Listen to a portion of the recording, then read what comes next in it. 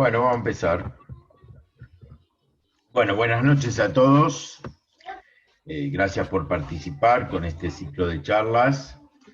Eh, Atento a que el próximo sábado y domingo, Shabbat, es el día 12 y 13 de Tamuz, conocido en la comunidad hasídica como Hag HaGeulah, la fiesta de la redención, ya que en ese día el rebe anterior, Rabbi Yosef Yitzhak, en Rusia, en la época del comunismo, eh, lo habían llevado detenido por difundir judaísmo a partir de que los comunistas sistemáticamente cerraban todas las sinagogas, los colegios, los mikvaot, lugares de estudio, y ellos querían que de esa manera asimilar al pueblo judío. El Rebe, dándose cuenta de la situación y con el aval de la constitución de ellos mismos, que permitía la actividad religiosa, armó una red clandestina de jóvenes shluchim que él mandaba a las ciudades donde había la comunidad judía, mandaba dos jóvenes, uno era un maestro para enseñar a abrir Hadarim, Talmud Torah y cosas por el estilo, y el otro era un shohet para proveer las necesidades a la comunidad de Kasher y que no se corte.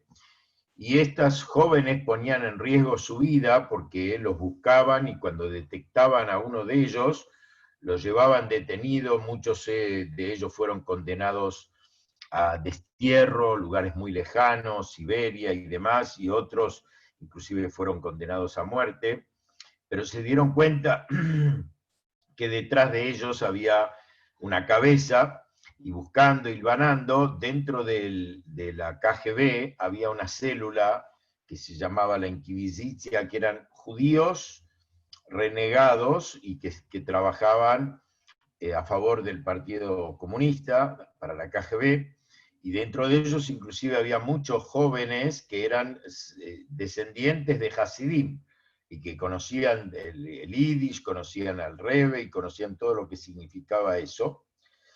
Y entonces, finalmente, después lo llevaron detenido una noche, después que el Rebbe terminó de dar audiencias privadas con la gente alrededor de la noche, y se sentó 12 de la noche y se sentó a cenar.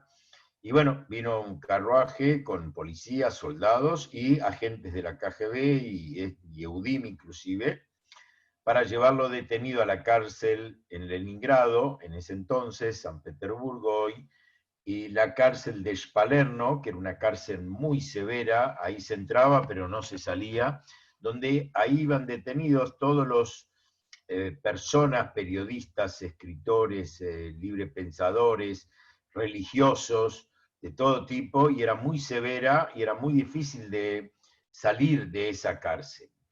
El Rebbe escribió una biografía de todo este suceso en el Likutei Diburim, un libro que especialmente escribió con lujo de detalle de todos los pormenores, porque cuando él termina esta situación que vamos a explicar, el Rebbe escribe una carta a la comunidad judía, a los Hasidim, diciendo que no solamente a mí me ha redimido Dios, sino que a toda la gente amante de la Torá, a los observantes de la Torá, y así va por categorías de Yehudim, hasta finalizando con inclusive ayer Beshem Israel Yehuné, con la persona que solo tiene el apellido de judío, que ya perdió todo contacto con la vida judía, también este día es un día de salvación y redención.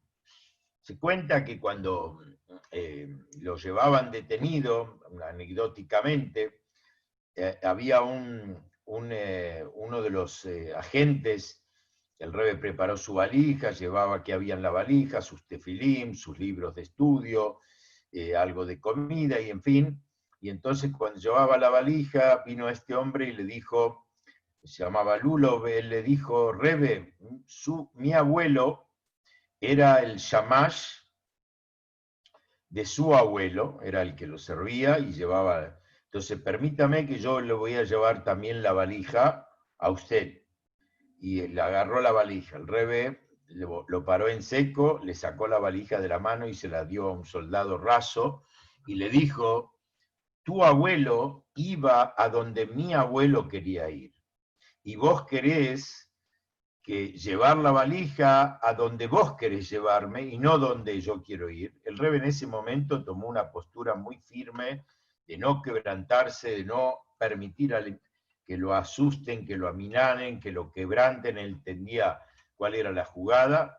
Y bueno, fue llevado detenido a la cárcel. Él, antes de subir a la carroza, le prometieron que se iba a poder poner tefilim y, bueno, tener sus espacios. Obviamente que no cumplieron nada de eso, y cuando llegó a la cárcel le quitaron los tefilim, le quitaron todos los libros, y el rebe declaró una huelga de hambre, que no iba a probar bocado hasta que le trajeran los tefilim, hasta que le devolvieran los tefilim. Después de un par de días, finalmente se dieron cuenta que no lo iban a quebrar y le devolvieron los tefilim para que él se lo pusiera. Entonces le dijeron: bueno, ahora vas a comer. Entonces le dijo: yo no voy a comer si no es kasher. Entonces el director de la cárcel, que era un hombre muy tosco, le dice: ¿y tal vez no quieres pasar a dar supervisación a la cocina de la cárcel? El rebe no contestó, le dijo: hagan lo que ustedes parecen. Finalmente también tuvieron que ceder y traerle comida de su casa, comida kasher, para que el rebe pueda estar ahí. Y empezaron las tratativas, empezaron las investigaciones. En una ocasión lo llevaban él estaba en una celda con otro yehudí, y había un goy también dentro de esa celda, y el rebe rezaba con mucha kavaná, con un cántico especial, y los otros presos que estaban ahí presentes se dieron cuenta que era una persona muy especial, y le hacían espacio para que él esté cómodo, escuchaban con atención cuando el rebe hacía tefilá y demás. En una de las investigaciones que lo llevaron para que primero el director de la cárcel tenía una planilla que querían que él firme cuáles eran sus delitos hipotéticos, y el rebe no aceptaba porque estaban infundando acusaciones.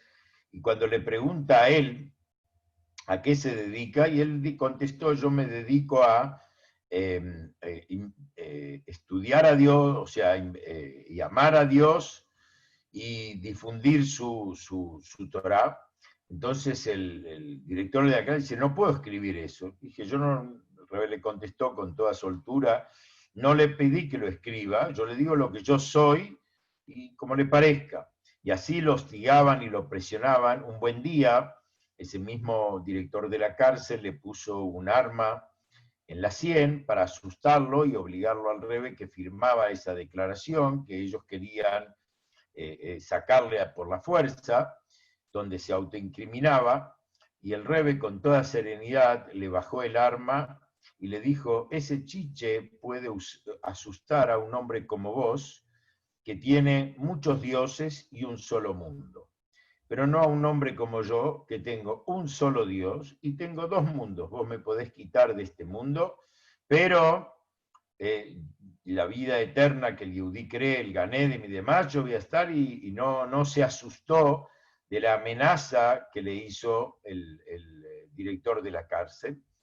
Y así iban pasando los días. Mientras tanto, también toda la comunidad judía en Rusia y en todos los alrededores pedían a Hashem con mucha fuerza para que el rebe salga sano y salvo y que se salvara de ello. También a nivel internacional, Estados Unidos y otros países, a través de gestión de la comunidad judía, presionaron, pero finalmente el rebe, cuando ve su expediente, primero vio que decía pena de muerte. La condena era pena de muerte, y después ve que eso está tachado, lo tacharon porque no la iban a aplicar. Mientras tanto, el rebe fue agredido, de eso padeció después de por vida dolores en la espalda porque lo hicieron rodar por una escalera, empujándolo, y bastante extensa las situaciones. El Rebbe, a pesar que entendía ruso, no contestaba si no le hablaban en yiddish. Él tomó una postura de que él va a mantenerse firme en su decisión, no va a mostrar miedo tampoco. Los presos tenían autorizado a salir de la celda todos los días una media hora a dar vueltas en un patio, y el Rebbe entendió que esto era para sistemáticamente someterlos y doblegarlos, y eso era contrario a la salud de la persona. El Rebbe decidió no salir. Cuando a él le hablaban en ruso no contestaba, y así sucesivamente, mostrando que él imponía las condiciones. En una ocasión vinieron un sábado a la tarde a darle la notificación que primero habían puesto 15 años a Siberia, que era equivalente prácticamente a la muerte. Siberia era un lugar muy frío, mucha nieve, y finalmente también decidieron, le rebajaron esa pena y lo iban a mandar a 3 años de exilio en Castramá, y que él se tenía que presentar una vez a la semana en la comisaría para, digamos, mostrar que estaba en ese lugar. Y la idea de ellos era, si lo matamos va a ser un mártir, y al contrario. Entonces lo vamos a sacar de escena y mandarlo a un lugar muy lejano donde no tenga contacto con la comunidad, y de esa manera se iban a ir olvidando de él. Vinieron un sábado a la tarde para él, entonces le dijeron que el preso se tenía que poner de pie, esa era la norma para que le transmitieran su sentencia, y el Rebbe dijo, no, yo estoy cómodo y me voy a quedar sentado. Le pegaron en los pies, le pegaron esto. Uno de los Mendelssohn, que había otro judío, le decía al Rebbe que le quieren dar una buena noticia, y el Rebbe le dijo, me la pueden dar de sentado tal cual. Después, y también respondía solamente cuando le hablaban en yiddish, y finalmente se tuvieron que doblegar ellos a la decisión del Rebbe, le tuvieron que dar la noticia como él estaba sentado. El día domingo, al otro día, la noticia era que se iba a exilio a este lugar lejano. El Rebbe le dieron 6 horas para que vaya a su casa a preparar su valija y a despedirse de su familia. Mientras tanto, en la estación de tren se congregaron miles de personas, porque no sabían qué iba a pasar con el Rebbe, si lo iban a volver a ver. Entonces todos los alrededores y así vinieron a despedir al Rebbe. Había una multitud increíble, y el Rebbe sabía que también había agentes de la KGB, había gentes que entendían el idioma que él, a pesar de eso, y que él estaba siendo condenado por esta situación. El Rebbe se paró y empezó a hablarle a la comunidad, y una de las cosas muy fuertes que dijo fue que sepamos que en nuestra Neyamá nunca fue a Galut. La Neyamá no está en Galut, solamente nuestro cuerpo, que pueden a veces maltratarlo, pegarnos, perseguirnos, pero la Neyamá es intocable, y ningún gobierno y ningún país, ninguna persona puede hacerle daño a la Neyamá de un Yehudí. Y por eso pónganse fuerte, manténganse firmes, que Hashem va a traer la Yeshua. Y esas fueron las palabras de aliento que el Rebbe estimuló a la comunidad judía, y que él justamente iba preso por difundir judaísmo, y el Rebbe seguía con su idea firmemente para difundir el judaísmo. Inclusive antes de que él llegara a esta ciudad lejana, ya había hecho tratativas y mandó a un Hasid para que le vaya a organizar allá un lugar de que se enseñe Torá, que reunió niños para hacer un pequeño Talmud Torá y demás, como fue el caso de Jacob cuando iba a Egipto. Dice la Torá que et Yehudav shalach lefanav Goshna, y Jacob mandó a Yehudá delante de él, leorot lefanav, para orientar, esa la traducción, pero el Talmud explica que que es Leorot, para un lugar que salga luz de Torá. O sea, lo primero que se preocupó nuestro padre Jacob fue que haya un lugar de educación para los niños judíos, para los jóvenes, y así también el Rebbe mandó a este Hasid, que llegó previo a él, el Hasid Dworkin se llamaba, que llegó previo al lugar para organizarle la bienvenida y la llegada del Rebbe a este lugar de refugio o aislamiento que lo habían mandado al Rebbe.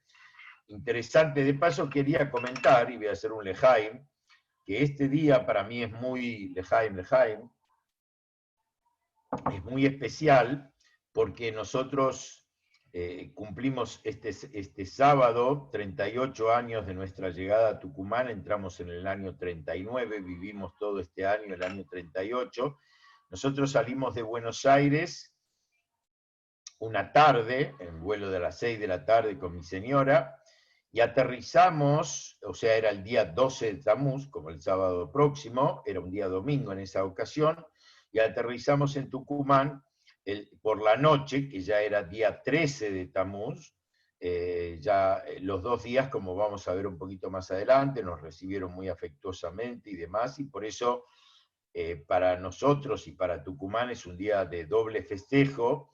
Por un lado, Haka Geulá, la fiesta esta de la redención que estamos narrando, y también nuestra llegada al Shlichut que el Rebbe nos envió a la provincia de Tucumán, siendo los primeros Shluchim del Rebbe y rabinos en general que salimos al interior y nos radicamos y nos quedamos y sobrevivimos y estamos hasta el presente y deseamos que Dios pronto mande la Geulá Shlema para poder llevar a todos los Yehudim que se encuentran en esta provincia y todos los Yehudim de los alrededores a recibir al Mashiach con mucha alegría.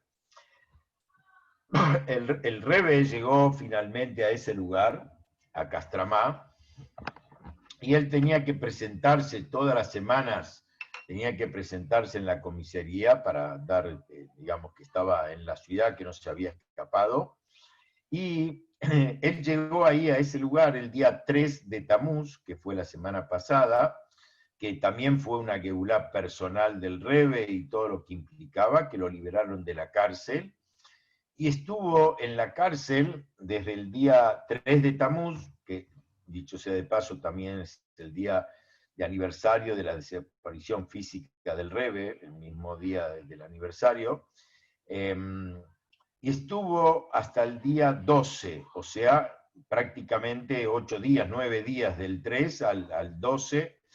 El día 12 él se presentó en la comisaría, lo llamaron de la comisaría, se presentó para su visita semanal, y el jefe de la policía le dice que Baruch Hashem quedaba en libertad, que le habían condonado su pena de 3 años y quedaba en libertad, solo que como hoy era un día domingo, era un día no laborable, la documentación y la firma de todos los papeles de su libertad iban a entregárselo recién al otro día, el día 13 de Tamuz, y que viniera el día lunes, y ese día le entregaron al Rebbe su libertad.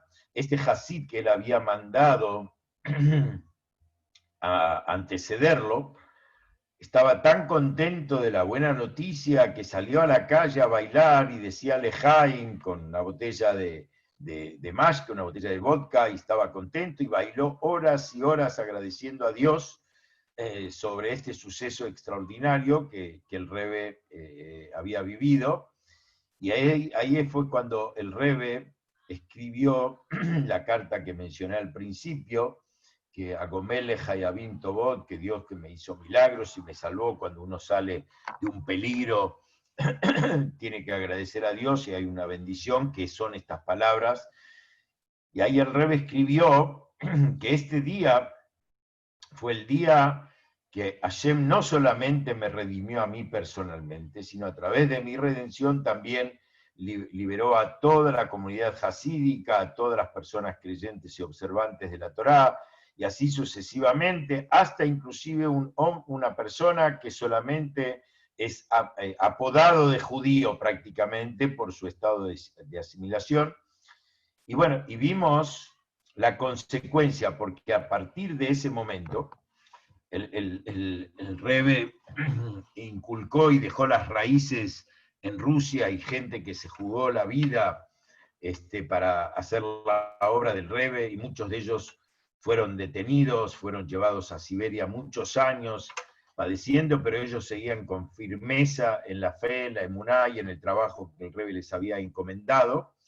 De ahí el Rebbe, al poco tiempo, esto era más o menos en 1927 que ocurrió estos sucesos, y el Rebbe al poco tiempo se fue a Varsovia, se fue a Varsha, a Polonia, y se estableció ahí. O sea, el Rebbe tuvo 3 etapas, 30 años fue Rebbe, 10 años en Rusia, después se fue en 1930 aproximadamente a radicarse ya en Varsovia, estuvo 10 años, fundó una yeshiva de Tomjet Limim y demás, hasta 1940, y en 1940, en plena situación de la guerra, en la Segunda Guerra Mundial, y Marchemam con todas las situaciones que el nazismo estaba aplicando, el Rebbe logró zarpar de Alemania en el último barco que salió de Alemania hacia los Estados Unidos, y llegó a los Estados Unidos en 1940. También, dicho sea de paso, el día 12 de Tamuz, o sea, este Shabbat, es el día del cumpleaños del Rebbe. Él nació en ese día, y por eso era un día muy especial.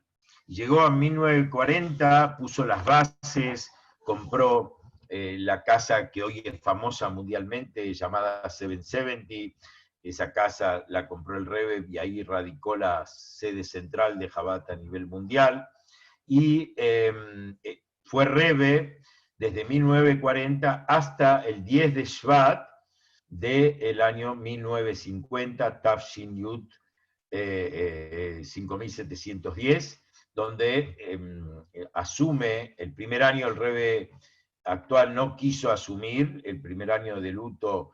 El Rebbe no asumió, a pesar que la presión de muchos hasidim, de la gente que le pedía, y recién cuando se cumplió el primer aniversario, el Rebbe ahí dijo Torah, Ma'amarim, y asumió el liderazgo, que hasta la fecha son 70 años ininterrumpidos de trabajo fecundo, y vimos la consecuencia que en el trabajo iniciado por el Rebbe anterior de mandar shluchim a todos los lugares del mundo. Esta iniciativa la había comenzado el Rebbe anterior, y el Rebbe la profundizó, la enfatizó, y prácticamente llegaron a todas las comunidades del mundo. Hoy casi no hay país que no hay un representante, un shaliach del Rebbe, y el lugar donde llegó un shaliach, la comunidad cambió radicalmente, empezó a tener vida judía, empezó a tener vivencias judías,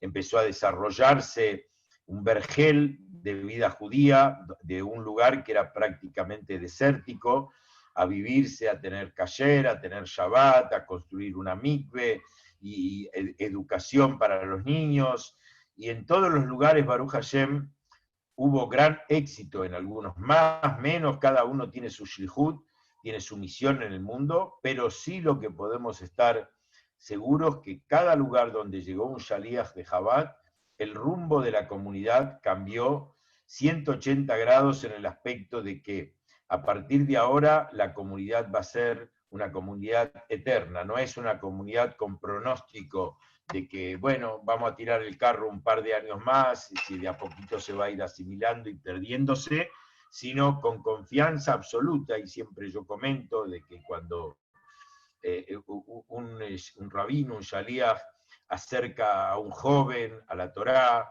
a los caminos del judaísmo, a una chica, a una pareja, está inmediatamente, cuando él le enseña, lo inculca, lo incentiva, y empieza a vibrar con el judaísmo, está garantizando mínimamente 100 años más de vida judía en ese lugar. O sea, yo siempre digo, comparativamente con un empresario, cuando hace una inversión y él le preguntan cuántos tiempo quieres renta de esta nueva inversión? 30 años te conforma, y todos van a decir que sí, 30, 50. El trabajo nuestro, el trabajo de un shliach, es mucho más fecundo y eficaz, porque como dije, esa persona tendrá 20, 30 años, va a vivir 50 años más sin Mircea Hashem, y como es una persona que empezó a creer en Hashem, empezó a cuidar Torah y Mitzvot, se va a casar, va a tener hijos, y esos hijos van a ser educados en el mismo camino que el padre está transitando, y finalmente el hijo seguramente, la hija, el hijo lo van a sobrevivir al padre también 50 años más. Entonces tenemos una garantía de vida yehudí de por lo menos 100 años, y tal vez, como decimos en los casamientos, un binyan adeat, una vida, una construcción eterna, porque esos hijos van a tener hijos, y la continuidad del pueblo judío va a seguir absolutamente. Yo me viene a la memoria una historia interesante de que en una ocasión hay un hombre que vive en Israel, hoy creo que está en Londres, un hombre muy rico y un hombre muy generoso, que él es nieto de una persona en la zona del Cáucaso, los Bujaras. Él es nieto de una persona que empezó el camino del judaísmo así. Entonces, en una ocasión, en un congreso de Shluchim, él se paró y dijo que el Rebbe Rashab mandó a ese lugar a un shaliach, a un hombre, a trabajar en ese lugar. Cuando él llegó a la ciudad muy entusiasta, muy entusiasmado, empezó a hacer actividades, empezó a hacer cosas, y un buen día la Keilah del local lo llama y le dice: mirá, jovencito, está bien tu entusiasmo, pero acá nosotros estamos mucho tiempo antes y acá hay normas y tenés que ajustarte. Como que empezaron a ponerle todo tipo de trabas y piedras en el camino. Entonces el Shaliach entendió cuál era su misión, fundó un Talmud Torah, reunió a chicos que les enseñaba. Y él dice así: dentro de esos chicos que enseñaba estaba mi abuelo. ¿Qué quedó de esos dirigentes y de esa Keilah y de esa comunidad? No sé. Pero ¿qué quedó del trabajo de ese Shaliach que educó a mi abuelo, le enseñó lo que es Torah y Mitzvot y le mostró el camino?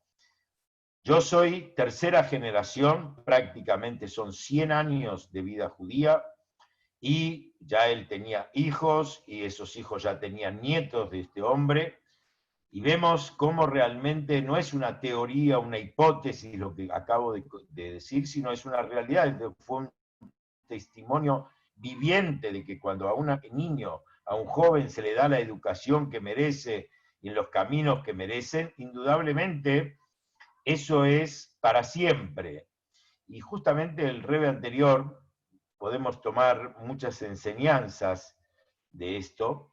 Primero que todo, él tenía una fuerza para el Mesirut Nefesh, jugarse la vida. Y no solamente jugarse la vida, como el Rebbe explica, sino poner en riesgo la vida de muchos hasidim y de muchos jóvenes, que él lo mandaba a lugares muy peligrosos y sabía que podían ser detenidos y estaban arriesgando su vida. Y cómo el Rebbe se atrevió a... Acá no estábamos hablando de pecados que la Torá, hay solo 3 pecados que la Torá dice que se deje matar y no los viole. Uno de ellos es matar a otro yehudí. Si viene alguien y te dice: o lo matás a tu compañero judío o te mato a vos, se debe dejar matar y no matarlo al otro. Y el Talmud te explica el porqué. ¿Quién dijo que tu sangre es más valiosa que la del otro? Para que vos, a expensa de la sangre del otro, salves tu vida. La segunda es cometer adulterio con una mujer prohibida para el yehudí, una mujer casada o una consanguinidad. Y la tercera es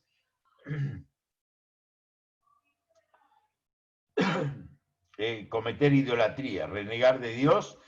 Y el resto de las mitzvot, si viene un goy y me dice violar Shabbat o te mato, tengo que violar Shabbat para salvar la vida, y así cualquier otra mitzvah. Entonces, ¿cómo el Rebbe en esta situación puso en riesgo la vida, no solo la misma propia, sino también la vida de muchos Hasidim?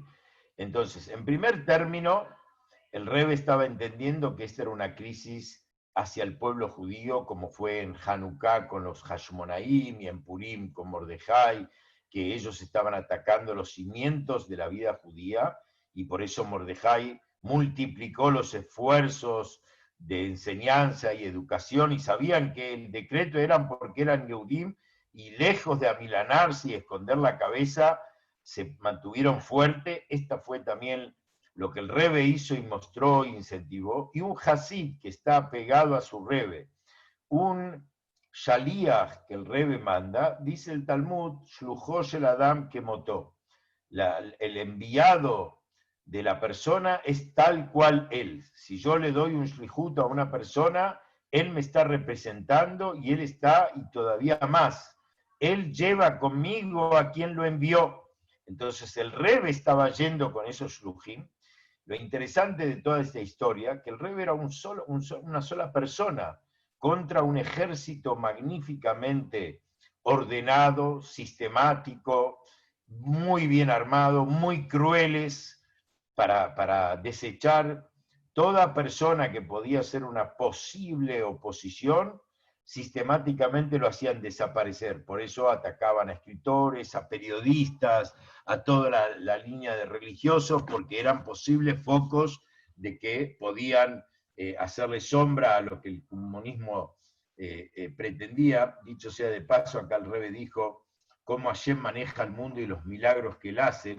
El comunismo vino a decir que somos todos iguales y que no hay diferencia entre un ser humano y otro, pero lo interesante es que ellos en la cédula de identidad, en el documento, ponían, especialmente los judíos, si era, de qué religión era, y si era yehudí le ponían judío. Entonces, gracias a ese desliz del comunismo, del gobierno, entonces muchos judíos que prácticamente nacieron en una vida asimilada, no había ninguna oportunidad ni para hacerse un Brit Milá, ni el Kasher, no había templo. La única referencia que ellos tenían, que eran Yehudim, era su documento, y esto, gracias a eso, durante los 70 años que duró el comunismo, los bolcheviques, desde 1920 aproximadamente, 1917 empezó, hasta la perestroika en el 90, donde se derrumba el judaísmo. Lo interesante que ese trabajo con esfuerzo y entrega incondicional, con jugarse la vida que el Rebbe anterior, Rabbi Yosef Yitzhak Schneerson, puso en marcha, venció y doblegó a todo el sistema del comunismo y a toda la organización, porque ellos caducaron, ellos terminaron, se sucumbieron, y el Rebbe, hoy más fuerte que nunca en Rusia, está floreciendo, y ya en ese entonces, antes de que caiga la perestroika, habían shluchim del Rebbe encubiertos y permanentemente viajaban rabinos en son de negocios y empresas, y tenían toda una... Pero su misión era llevar tefilín, llevar elementos judíos, fortalecer a la gente, enseñar, incentivar, realmente era algo maravilloso. Y hoy en Rusia hay arriba de 200 escuelas judías de educación judía fundamentadas en los pilares de la Torá.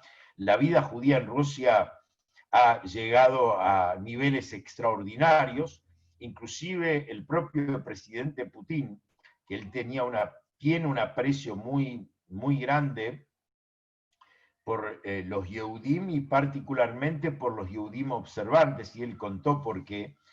Él tenía 7, 8 años y era muy pobre, muy, muy pobre. Y en la cuadra donde él vivía había una familia ortodoxa, una familia de Hasidim, y como sus padres trabajaban día y noche, entonces él quedaba muchas veces solo en la casa, y ellos tenían un hijo, a veces jugaban, y el papá hacía que el hijo lo invite a Putin a los 7, 8 años, especialmente todas las comidas de Shabbat que él compartía con la familia. Y él dice, este recuerdo yo nunca me lo voy a olvidar, y por eso él tiene, hasta la actualidad, un gran aprecio y un gran cabot a los Yehudim en general, y particularmente a los Yehudim, el rabino Lazar, que es actualmente el Shaliach principal de Rusia, es una persona muy cercana al presidente, el presidente se aconseja con él, se asesora con él lo nombró Raba Rashi de Rusia en la actualidad, y actualmente hay decenas de ciudades donde hay shluchim del Rebbe con un trabajo magnífico, y la vida judía crece día a día.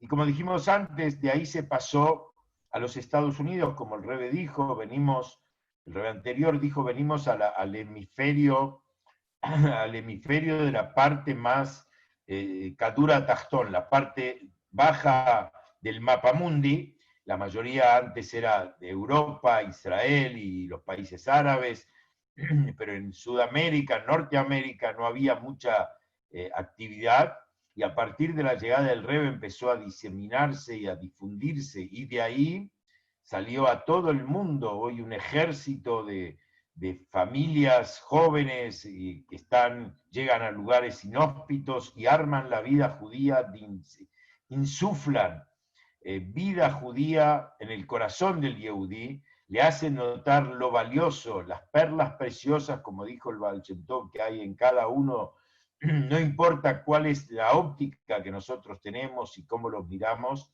cada Yehudí tiene una Neshama que es parte de Dios en lo alto, preciosa, lleno de talentos extraordinarios que él tal vez nunca descubrió, y es misión nuestra revelar ese alma, encender ese alma con el fósforo del judaísmo, mostrarle la herencia, porque muchas veces los judíos vivimos mendigando de otras culturas, de la filosofía, de la ciencia, en fin, de otras modalidades de vida, y estamos sentados en un ataúd lleno de joyas. El judaísmo es un ataúd lleno de riquezas, lleno de enseñanzas, lleno de moralidad, lleno de acciones de bondad, justicia, y estamos sentados sobre él y nunca lo abrimos, nunca accedimos, nunca le dieron la llave para apreciar los diamantes, para apreciar las preciosuras,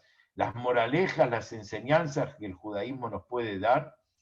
Y esa es la misión, darle la llave a cada judío de su propio corazón, de su propia herencia. La Torá no es propiedad de nadie más que de todos los judíos, sin excepción. Somos dueños de la Torá y somos parte de la Torá, y somos parte de ser hijos de Hashem, y por eso es lo que nos enseñó el Rebbe, con amor inmenso, con entrega incondicional, como el Rebbe anterior mostró con su propia vida el ejemplo, con hacer por otro Yehudí todo y más de lo que puedo. Y no importa si lo conozco, si sé quién es, si es amigo mío o no. Al contrario, él es mi hermano, él es parte de mi herencia, es parte mía, y yo soy parte de él. Y uno por el hermano hace todo lo que puede y más de lo que puede, se juega por él. Cuando nosotros miramos al otro no como un otro, no como un ajer, como dice respecto a nuestro, el hijo de Yosef, el hijo de Jacob. Rachel dijo, Yosef, la mamá cuando lo dio a luz a Yosef, dijo, Yosef li ben ajer, que Dios me dé otro hijo. ¿Sí? Esa es la traducción literal, y por eso vino Benjamín, porque ya sabía que iban a ser solamente 12 tribus, y ya habían con Yosef 11 hijos. Entonces el Rebbe explica, la palabra Yosef significa aumentar, Leosif. Y por eso el Rebbe decía, la misión de Yehudí es aumentar, agregar a uno que hoy se considera ajer. Él se considera que no tiene nada que ver con la vida judía, con la comunidad judía, que él está out, que él esto le parece ridículo, que no tiene nada que ver, que él se avergüenza tal vez o quiere pasar oculto como Yehudí. La misión nuestra es mostrarle el orgullo, el valor, encender su corazón, encender su mente a través de, primero, el estudio de la Torá, que es el alimento interior de la persona, y después, junto, el cumplimiento de mitzvot, como dice la Cábala, el hasidismo, que son las vestimentas, que en la calle se vea que acaba un yehudí relacionado con Dios, un yehudí relacionado con el judaísmo, y que él lo lleva con orgullo, no quiere, no pasa desapercibido. Me viene a la memoria en este momento una experiencia nuestra acá en Tucumán. Obviamente cuando llegamos era muy difícil para la gente, nos veía como bichos raros, y yo me acuerdo en el año 86, justamente cuando el fiscal Estrada estaba acusando a las juntas militares, en ese mismo día, en Buenos Aires, se llevó a cabo el primer encendido público en la Plaza de la República, frente a TC, y yo acá en Tucumán también quise implementarlo, pero delicadamente fui a la DAIA, a los dirigentes de la DAIA, a pedir permiso, y ellos me dijeron, no, acá es imposible, acá son indios, no, estas cosas no son para acá, Buenos Aires es distinto. Bueno, lamentablemente por respetuoso y no pasar por ellos, ese año no lo hice. Al año siguiente, 1987, me presenté y les dije, le vengo a notificar que tal día, creo que era un día viernes, ese año caía, vamos a encender un candelabro público en la Plaza Independencia, que era la plaza principal, y vengo a invitarlos a que me acompañen. Y recuerdo que fue bastante interesante, pero todos los dirigentes, yo los veía, estaban mirando a sus espaldas por dónde va a venir el agresor, dónde está el antisemita que va a venir a hacerles un escándalo. Y Baruch Hashem, nada de eso pasó, al contrario, invitábamos al gobernador de turno, invitábamos al intendente de turno, que él siempre encendía la vela de Shabbat, la televisión, los periódicos, y se dio, digamos, una popularidad, que yo tengo una anécdota muy particular con eso. Mi hijo, el quinto hijo, Yohanan, nació el primer día de Hanukkah. Y yo le pusimos por eso Yohanan y Eudá, por los macabeos. Yohanan era el padre de los Hashmonaim, de los macabeos, y Eudá fue uno de los 5 hermanos, el más valiente, el más renombrado.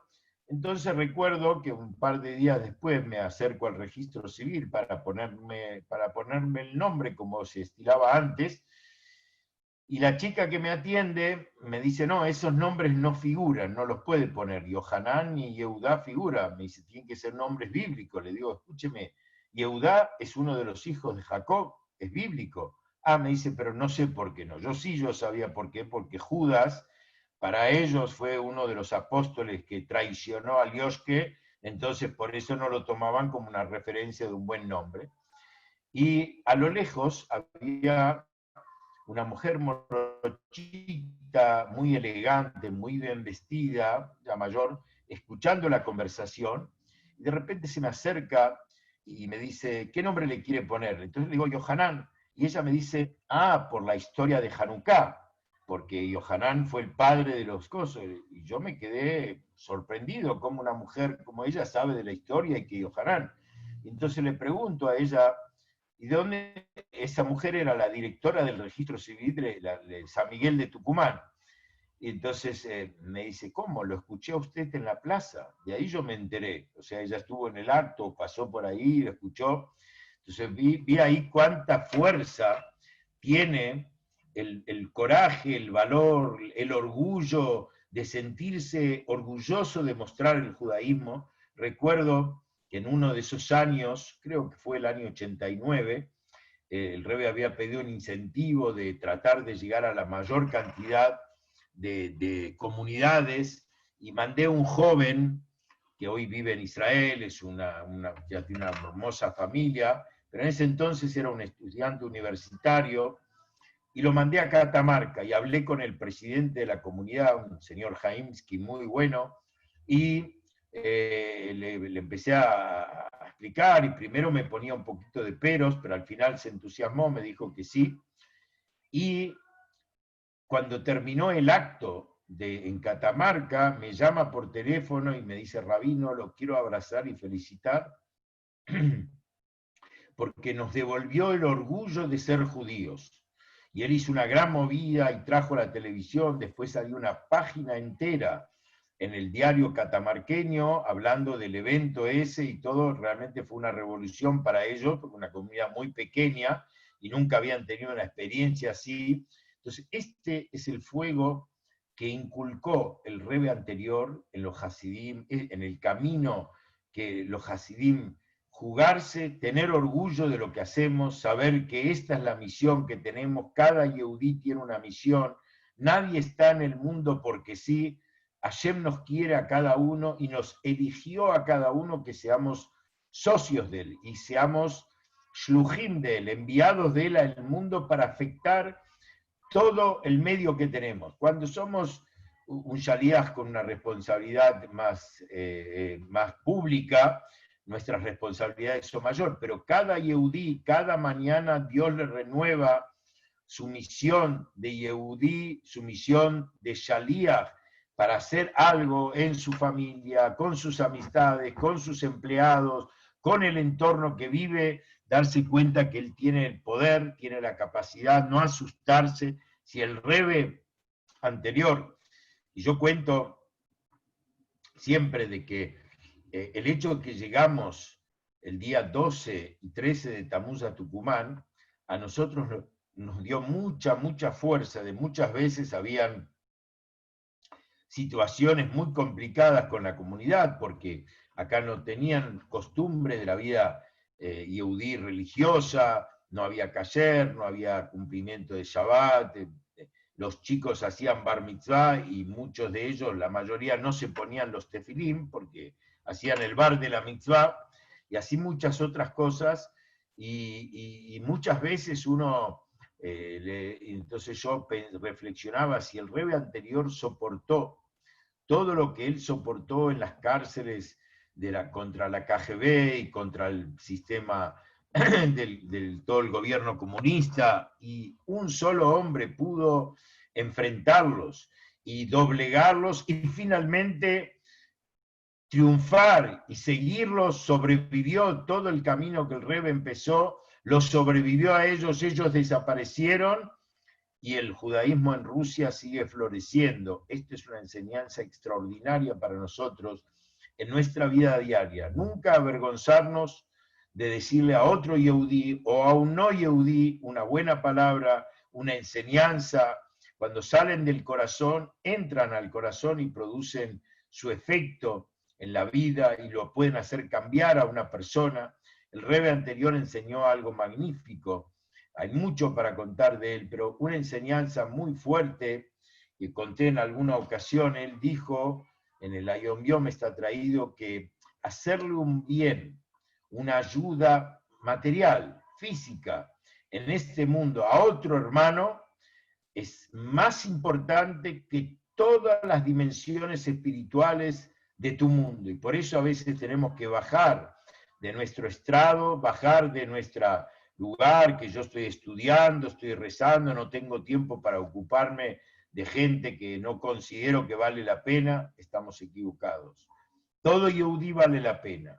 Y cada uno es un diamante y es parte mía también. Y si yo no lo incentivé, soy responsable por su vida, por lo que él le pasa. Y esto es lo que realmente al presente tenemos como camino, y por eso se ha logrado un éxito realmente rimbombante. Hoy toda la comunidad judía mundial tiene el privilegio, y hoy tuve una gran noticia, comento y comparto con ustedes. Mi hija, la más chica, Debbie, con una amiguita, en diciembre terminaron el seminario en Buenos Aires y piensan viajar en septiembre, si Dios permite, a un seminario en el exterior, a estudiar un año, que eso es lo que se hacen para culminar con su preparación. Como tienen estos 6 meses libres, las chicas viajan a algún país a ayudar al shaliach, a enseñar, a dar clases en la escuela, ayudar al shaliach con sus hijos a educarlos, que no tienen mucha oportunidad, y tanto para ellas es una experiencia increíble, y tanto para los rabinos que están en esos lugares, que a veces no hay gran comunidad, para ayudarlos. Entonces mis hijas, en principio, mi hija con su amiga habían decidido y habían encontrado un lugar en Shlihut, en China, y se estaban por ir a una ciudad en China interior, y bueno, cuando empezó la pandemia y todo esto de China, en enero, mi señora me decía, ¿y qué vamos a hacer? Vamos a confiar. El rabino y su señora que están allá son gente sana, son shluchim del Rebbe, y ellos van a saber si hay peligro o no. Y bueno, me acuerdo que viajamos nosotros a Buenos Aires con ella, fin de enero, y de ahí nos fuimos a nuestro destino de vacación, y un día y medio antes, 2 días diríamos, antes del viaje, la esposa del rabino, la shluchá, la rabanit, la llama a mi hija a decirle, mirá, las cosas acá se pusieron terribles, nosotros estamos pensando dejar temporalmente, vamos a ir a otra parte, a Nueva York, donde estaba su familia, así que te recomiendo que no vengan, ya tenían el pasaje, ya le había pagado el pasaje y todo para ir.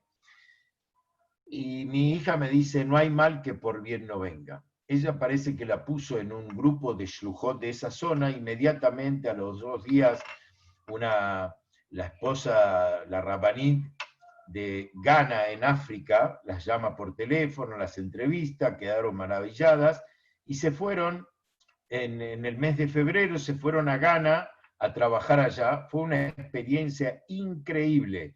Lo que aportaron y el amor que había mutuo, realmente fue un regalo de Dios, y como me decía siempre mi hija, viste que no hay mal que por bien no venga, Hashem nos tenía reservado una experiencia mucho más hermosa, y gracias a Dios, hoy a las 3 de la mañana mi hija con su amiga volvieron a la Argentina, de Ghana, justamente terminaron su trabajo, y también no fue nada fácil poder enganchar que puedan venir, pero Hashem las cuidó, las ayudó, y estamos muy agradecidos y orgullosos de que los hijos también siguen este camino, y ella se podía haber dicho, no, no voy, me vuelvo. No, la Shluchá le ofreció volver y ella dijo, no, yo no, vine a una misión y voy a quedarme acá, y Baruch Hashem, valió la pena el esfuerzo.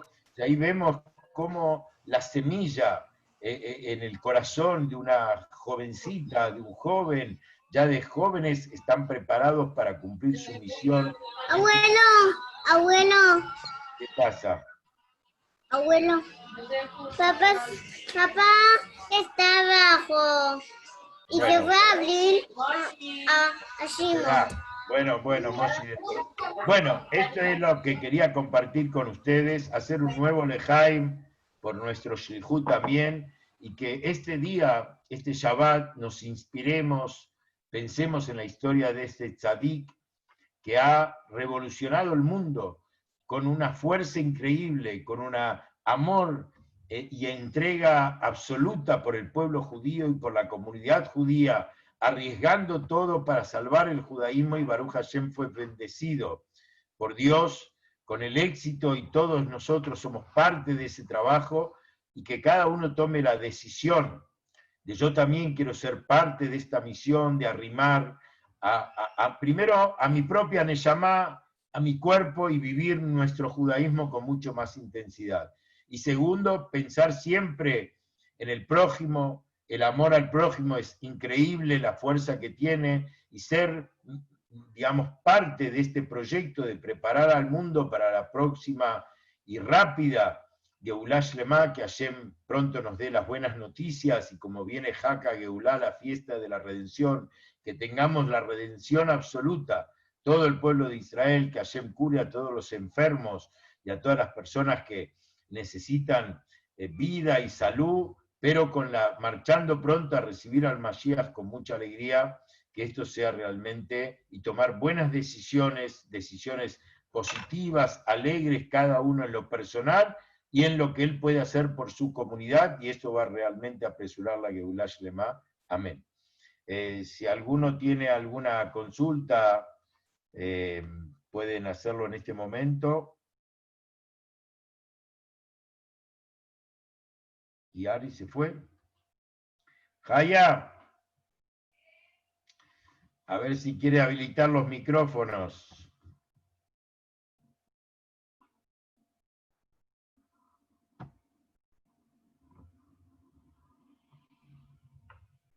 Están habilitados, Dani. Ahí están habilitados, sí. Bueno, si no hay ningún comentario o pregunta, les deseo a todos que tengan un hermoso Shabbat y que tengamos mucha alegría, y que realmente agradezco la compañía de todos ustedes semana a semana, y que podamos realmente recibir lo mejor, llenar nuestro corazón de bendición y alegría todos los días. Amén, amén. Muy lindo, Rap. Gracias. Gracias Y lo a mejor todos. de todo, cuando interrumpió el nieto. Lo mejor tuvo el abuelo. Sí. Ay, está para Lo más comer. bonito, lo más bonito. Ay, sí. Bueno, Chao, Rap. Buenas noches. un abrazo a Muy linda todos, la que charla. estén muy bien. Chao, chao. Muy bueno, querido Rap Daniel, muy bueno. Lo Gracias, disfrutamos gracias. mucho. Me alegro que estás. Un abrazo a todos. Chao.